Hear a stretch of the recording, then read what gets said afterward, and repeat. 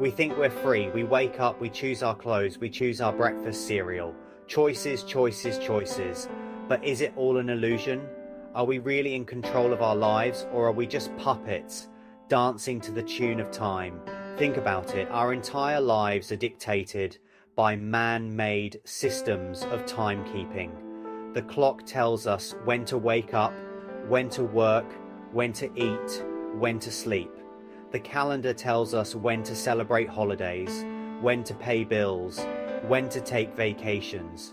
We're so used to this system, we barely even notice it. But what if these systems are actually controlling us, shaping our thoughts and behaviors in ways we don't even realize? What if the true measure of time isn't found on a clock face, but in the natural rhythms of our bodies and the world around us? It's time to take a hard look at the clock and ask ourselves, who is really in control? Let's talk about the 9-to-5 workday. This rigid structure, so ingrained in our society, is a relatively recent invention. For most of human history, work was not confined to a specific time slot or location. People worked when needed, often in sync with the natural rhythms of sunrise and sunset or the changing seasons. The Industrial Revolution changed everything. Factories needed a consistent workforce to operate machines, and so the concept of the 9-to-5 workday was born. This system, designed for efficiency and profit, has come to define modern work life. But at what cost? Many people find themselves trapped in this cycle, feeling like cogs in a machine rather than autonomous individuals. They rush to work, rush through their day, rush home, only to repeat it all again the next day. Is this really the best way to live? The 9-to-5 grind is so deeply ingrained in our society that it seems almost impossible to imagine an alternative. But what if there is another way? What if we could design a work life that is more flexible, more humane, and more in tune with our natural rhythms? Calendars seem harmless enough, right? They help us organize our lives, schedule appointments, and remember birthdays. But what if they are actually powerful tools of control? Throughout history, calendars have been used by those in power to regulate society, dictate religious practices, and maintain order.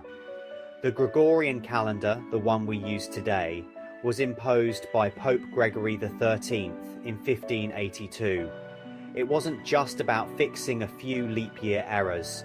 It was about consolidating power and asserting religious authority. Think about how the calendar shapes our lives.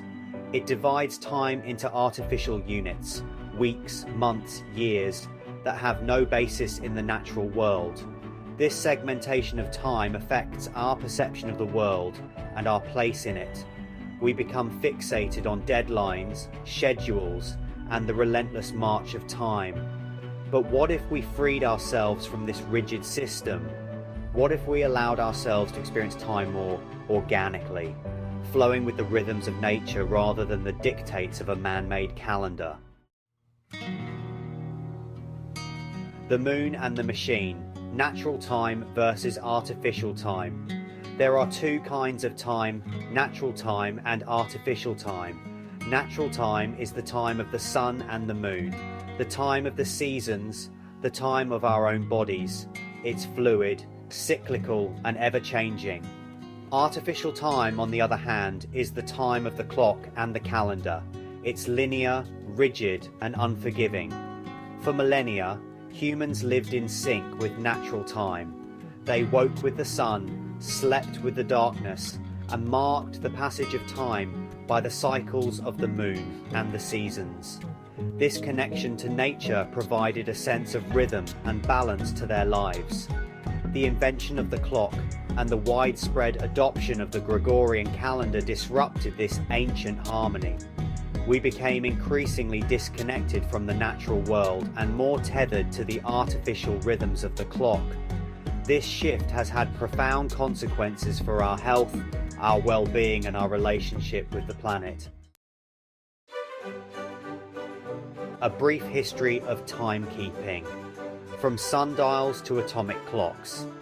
The history of timekeeping is a fascinating journey through human ingenuity and our evolving relationship with time.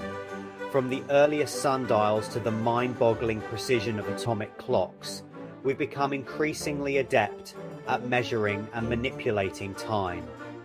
Early civilizations relied on the sun and the stars to track the passage of time. Sundials, water clocks, and hourglasses were ingenious inventions that allowed people to measure time with increasing accuracy. But these early timekeeping devices were still tethered to the natural world, reflecting the cyclical rhythms of the sun and the stars. The invention of the mechanical clock in the 14th century marked a turning point. For the first time, time could be measured with precision, independent of the natural world. This invention paved the way for the Industrial Revolution, the rise of capitalism, and the time-obsessed world we live in today.